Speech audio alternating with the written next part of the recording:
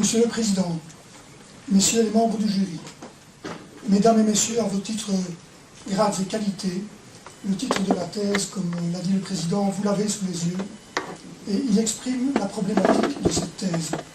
Elle vise à mettre au jour l'origine de l'ERM et de sa formation universitaire en commandement, puis à proposer un avenir souhaitable et possible sous la forme d'une université européenne de défense, une European Defence University, l'EDU. La méthode de travail est multidisciplinaire. La thèse fait tout d'abord appel à l'histoire, puis aux sciences politiques pour décrire l'évolution inquiétante des relations internationales et proposer une solution, les États-Unis d'Europe, ainsi qu'à d'autres disciplines, dont les sciences sociales, de façon à présenter une esquisse aussi complète que possible de la future EDU. Enfin, viendront les principales conclusions de mon travail. La thèse montre que le programme d'éducation des futures élites occidentales, civiles et militaires, remonte à Socrate, au début de l'Empire romain. Quintilien en fait les 7 arts libéraux. Ils sont représentés au portail de Chartres depuis le XIIe siècle. Vitruve, l'ingénieur en chef de César et d'Auguste, transmet le résumé de la littérature technique grecque et latine, civile et militaire, dans son De Architectura. Le Moyen-Âge préserve tant bien que mal ce double héritage, puis innove en développant l'esprit chevaleresque qui incite à une conduite vertueuse, probe et courageuse, et l'artillerie, lorsque les morts l'introduisent, les Espagnols, pour les surpasser,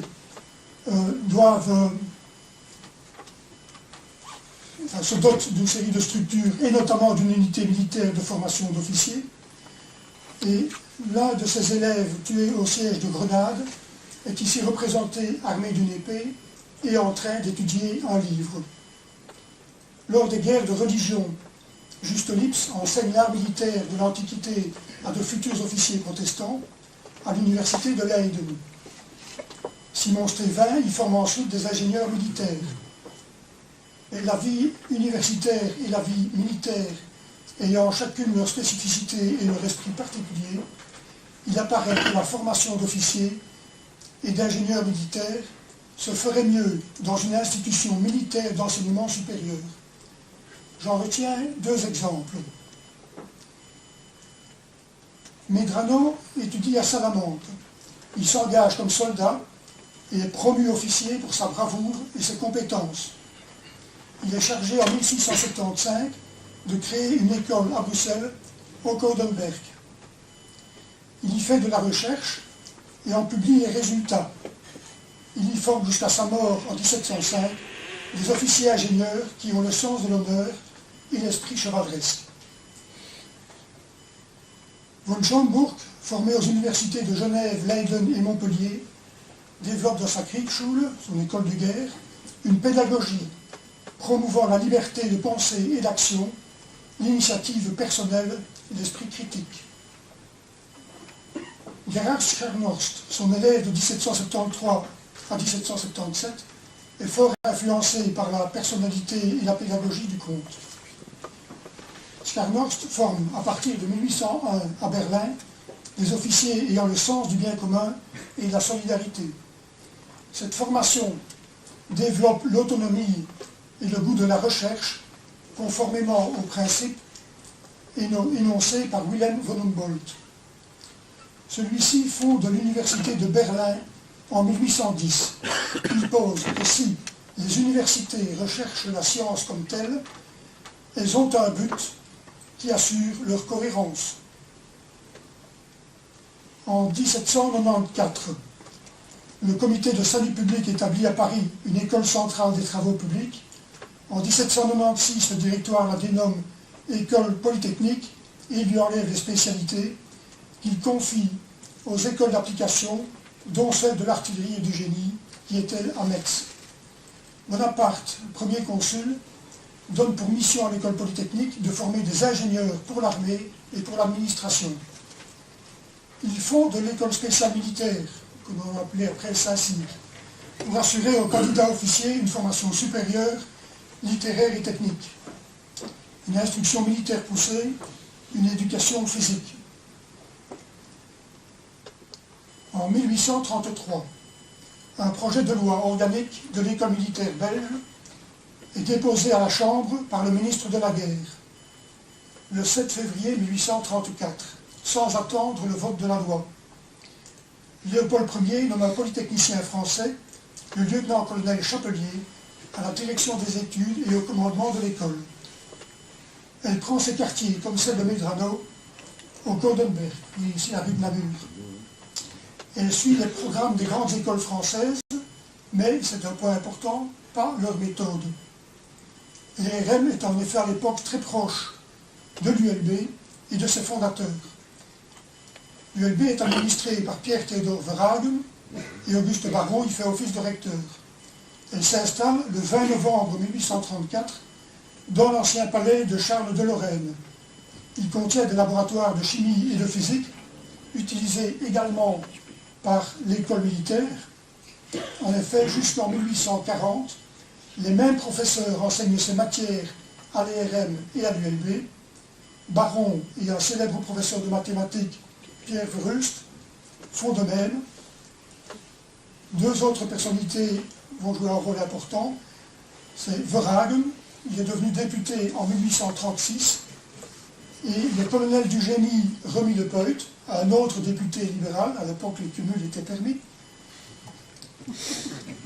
font approuver à la Chambre en 1837 l'idée que l'école militaire doit être une authentique université militaire et que, contrairement au système français, les mêmes professeurs donnent les cours théoriques et les cours d'application.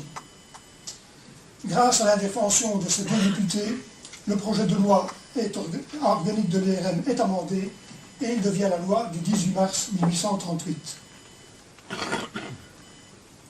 En 1946, le général Bernhardt rend d'application à l'ERM le programme fixé par la loi de 1929 pour la collation des grades d'ingénieur civil. Il stimule la recherche scientifique et obtient l'accession de l'ERM au Fonds national de la recherche scientifique. Le général Palling commence en 1990 la rénovation du campus Renaissance. La guerre froide étant finie, il adapte la formation militaire au nouveau contexte. Sous son commandement, l'IRM est enfin autorisé à délivrer des diplômes de candidats, de licenciés et d'ingénieurs, par la loi fédérale et par le décret des communautés flamandes et françaises.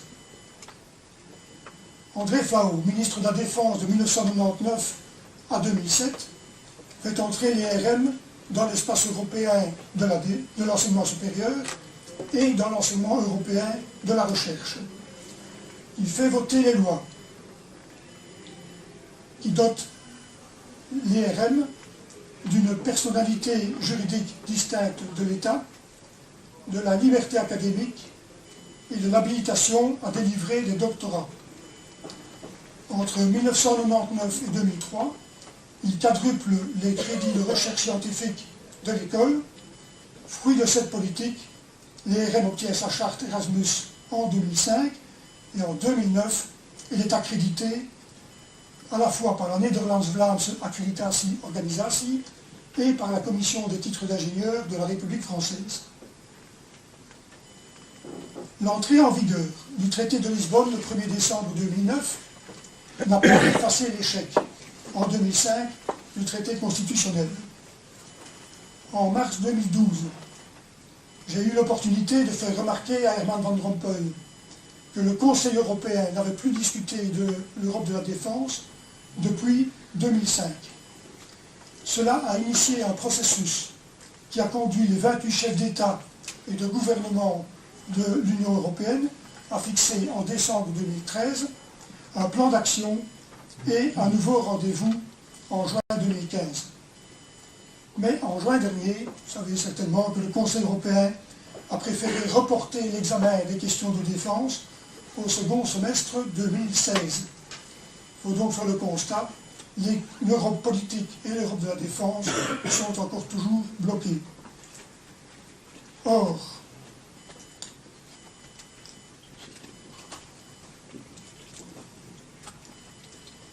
l'ordinateur est aussi bloqué. Or, les 28 États membres de l'Union européenne comptent aujourd'hui 1,5 million de militaires, mais seuls 80 000 d'entre eux, soit environ 5% seulement, sont utilisables en opération extérieure, faute de réelles capacités militaires. Les États membres de l'Union européenne ne peuvent assurer notre sécurité. Ils font pour la plupart appel à l'OTAN, c'est-à-dire aux USA.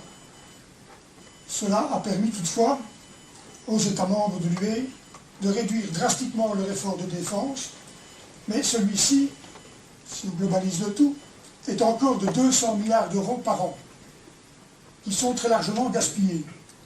En effet, ça représente plus de la moitié du budget de défense des USA, alors que pour cette somme, les Européens ne réussissent à produire qu'un dixième des capacités militaires américaines. Il faut donc reprendre notre processus d'intégration politique et militaire